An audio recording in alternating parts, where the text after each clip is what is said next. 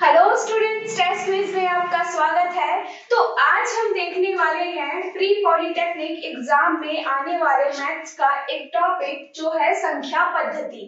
ठीक है, आज की क्लास में हम इसके बारे में पढ़ेंगे कि इसमें क्या-क्या चीजें हम पढ़ते हैं, साथ ही साथ इसमें किस तरीके के क्वेश्चन आपके कॉम्पिटिटिव एग्जाम में पूछे जाते हैं, उसके शॉर्ट ट्रिक क्या हो सकते हैं जिसमें हमको इजी से इजी और जल्दी से जल्दी आपके क्वेश्चन सॉल्व हो जाए। चलिए स्टार्ट करते हैं। सबसे पहले हम देखते हैं प्राकृतिक संख्या। सबसे पहला आपका जो नंबर पद्धति या फिर नंबर सिस्टम में जो आपका पहला टॉपिक आता है वो है आपका प्राकृतिक संख्या।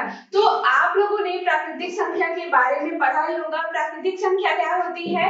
एक से लेकर जितनी संख्या हम गिनते हैं वो क्या होती है? हमारी प्राकृतिक संख्या है। इसे कैसे लिख सकते हैं? इसे हम लिख सकते हैं एक से लेके जितनी संख्या हम काउंट करते हैं या फिर गिनते हैं उसको हम क्या बोलते हैं? प्राकृतिक संख्या।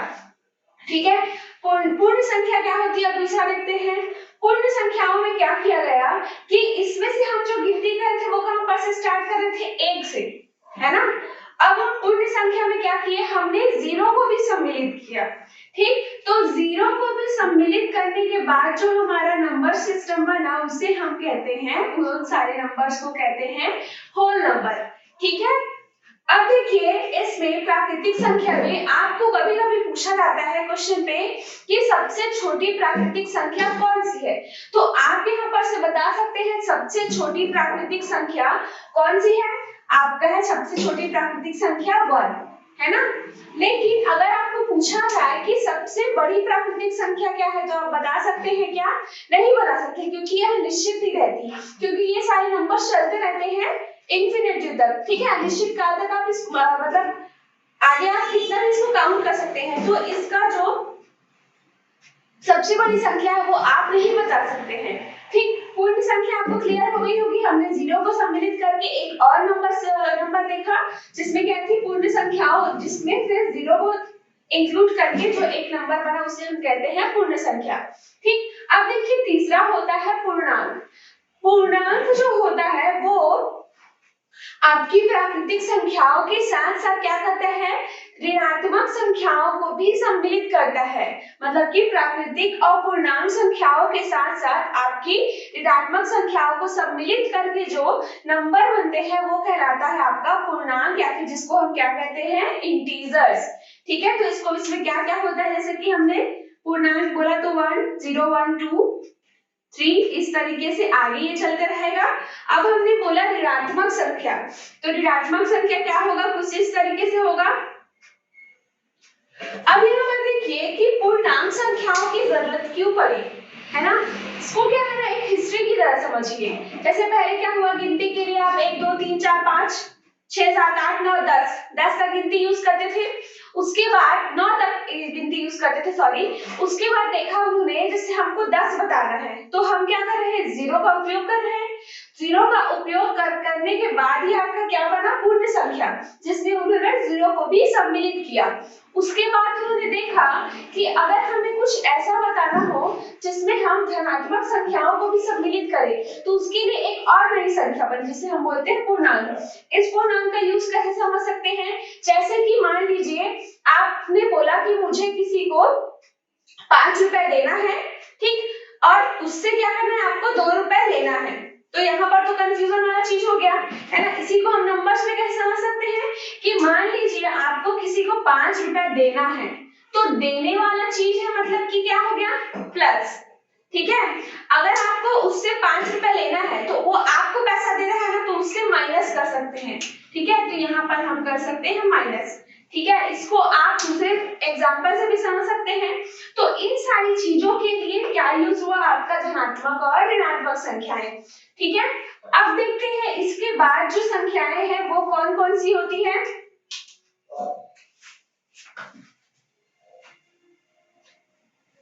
स्टार्ट। तो जैसा हमने देखा हमारी जो संख्याएं रहती है वो कौन कौन से देखा हमने? प्राकृतिक संख्या देखा, पूर्ण संख्या देखा और पूर्णांक देखा।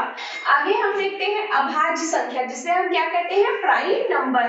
अभाज्य संख्या क्या होता है? अभाज्य संख्याएं वो नंबर्स होते हैं जो या तो एक के पहाड़े से भाग हो सकता है या तो अपने खुद के पहाड़े से। ठीक है, यहाँ पर मैंने क्या बोला कि वे संख्याएं जो सिर्फ एक से ही पूरी तरीके से भाग हो सके या फिर अपने खुद के पहाड़े से भाग हो सके। ठीक है, तो यहाँ पर देखिए एग्जाम्पल लिखा हुआ है, कौन कौन सी अभाज्य संख्याएं हैं? 2, 3, 7, 11, 13, ऐसे ही आगे बढ़ते जाता है।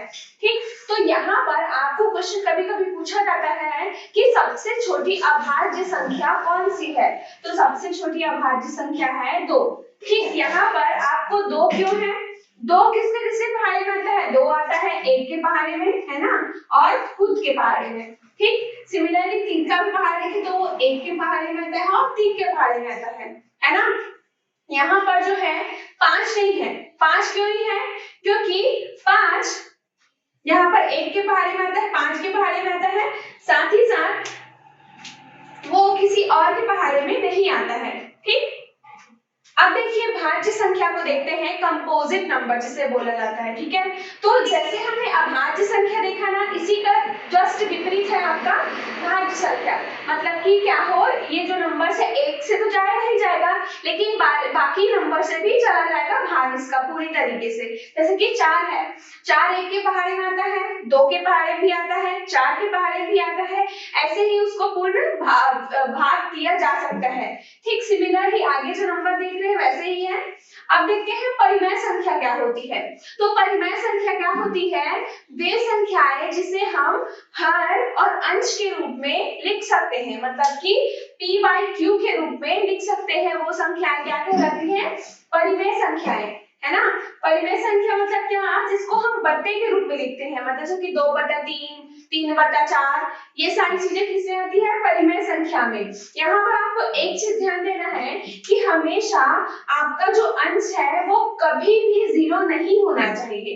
ठीक, इसके एग्जाम्पल क्या हो सकते हैं? इसके एग्जाम्पल हो सकते हैं 4/5, है ना, ये भी भाज्य परिमेय संख्या है। और क्या हो सकता है?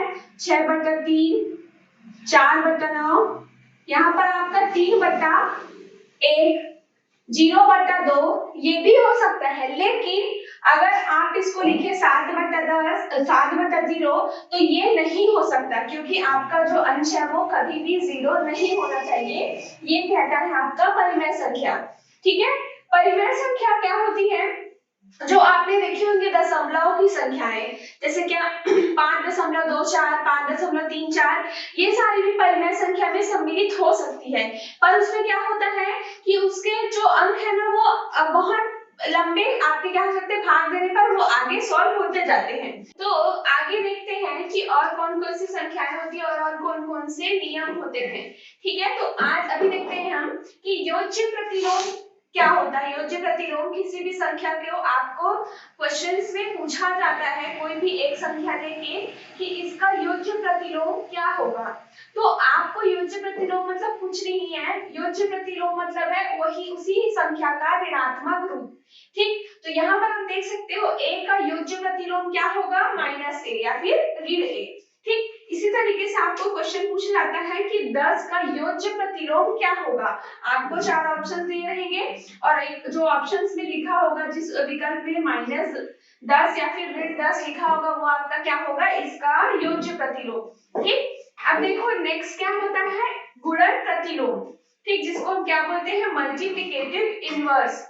ठीक है, इसमें हम क्या करते हैं, जो हमारी संख्या है उसको हम परिमेय संख्या के रूप में लिखते हैं, लेकिन क्या करते हैं? एक बट्टे के रूप में। जैसे कि मान लो आपका कोई भी संख्या दिया है 2, ठीक, इसको आपको क्या करना है? गुणन प्रतिलोम के रूप में लिखना है। तो आप इसको कैसे लिख सकते हो? 1/2। तो ये क्या होगा? इसका गुणन प्रतिलोम। तो ऐसे देखो यहाँ पर a का गुणन प्रतिलोम क्या होगा? 1/a। ठीक है, यहाँ तक समझ में आया? अब आगे देखेंगे हम कि किसी भी, तो चलिए देखते हैं कि किसी भी संख्या को विभक्त करने के या विभक्त होने के नियम क्या होते हैं। इस तरीके के क्वेश्चन ही आपके इस टॉपिक से ज्यादा आते हैं, तो इसको ध्यान से देखिएगा। चलिए देखते हैं, सबसे पहला हम 2 से विभक्त होने के नियम। ठीक है, 2 के विभक्त होने के नियम।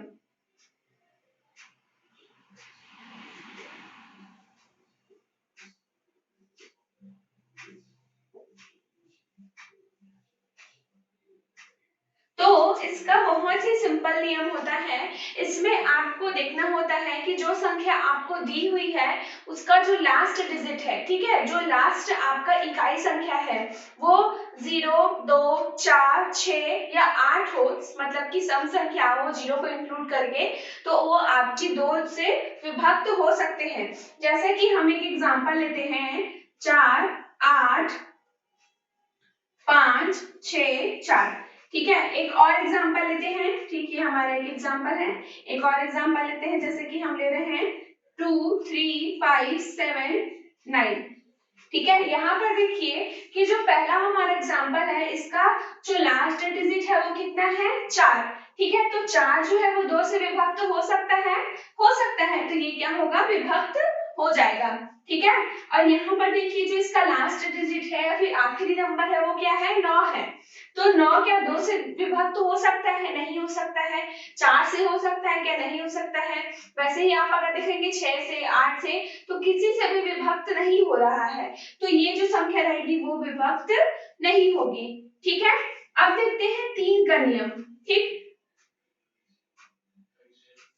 अगर हम देखें कि 3 के विभक्त होने के नियम,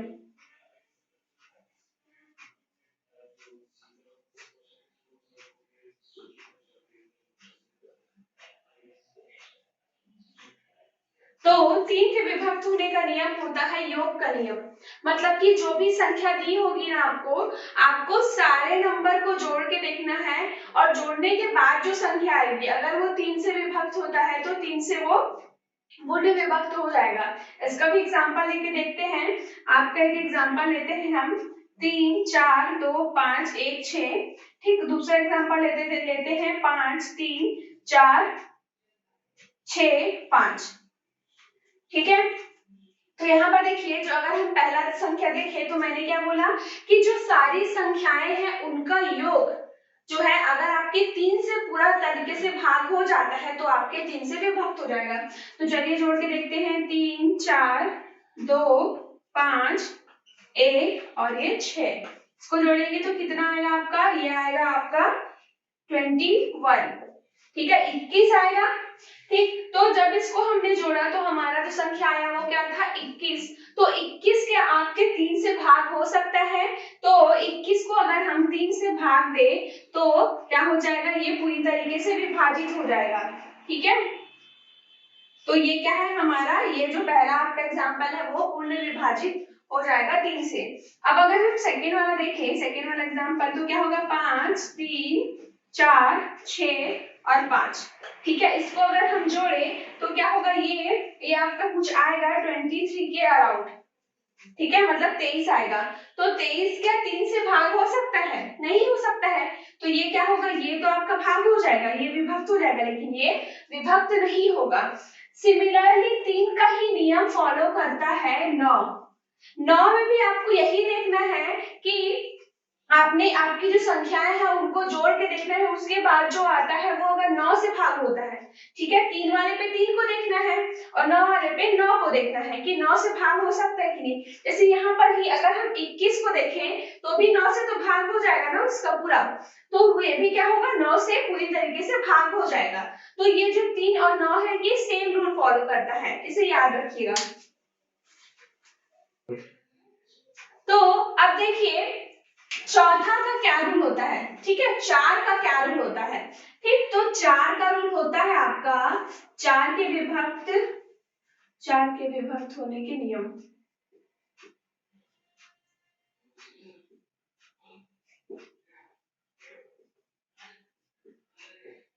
तो 4 भी क्या है, एक सम संख्या है ना। सम और विषम संख्या आपको पहले से ही पता होगा, सम संख्या क्या होती है, 2, 4, 6, 8। ठीक, विषम संख्या क्या होती है, 1, 3, 5, 7, 9, ये सारी क्या होती है, विषम संख्या होती है। तो 4 से विभक्त होने के लिए भी क्या है, उसका जो इकाई और जो उसका दहाई है, ठीक, उन दोनों को जोड़ के जो संख्या आएगी ना वो आपकी 4 से विभाजित होनी चाहिए। जैसे कि अगर हम एग्जांपल ले, ठीक है, कोई भी एग्जांपल ले लेते हैं 7, 6, 4 और क्या ले लेते हैं 2, ठीक है। तो इसमें आप इकाई और दहाई में देखो कितना आ रहा है, आपका आ रहा है 6, है ना। तो 6 को हम भाग देंगे तो जा सकता है पूरी तरीके से, है ना। तो ये क्या है, जा सकता है क्या पूरी तरीके से, देखते हैं। ठीक, तो ये क्या हो जाएगा,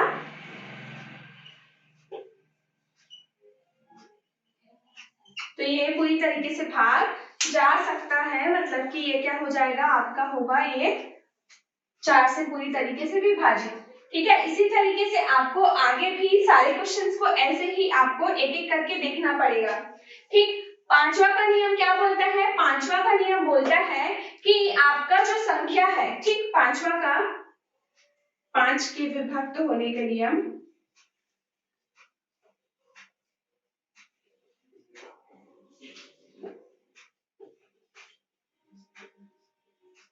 ठीक, पांचवा का नियम बहुत ही सिंपल है कि जो आपका कोई भी संख्या दिया रहेगा, ठीक है, उसका जो लास्ट डिजिट है वो अगर 5 हो या 0 हो तो क्या होगा, ये 5 से पूरी तरीके से विभाजित हो जाएगा। जैसे कि यहाँ पर क्या है, 5 है तो ये क्या है, विभाजित हो जाएगा।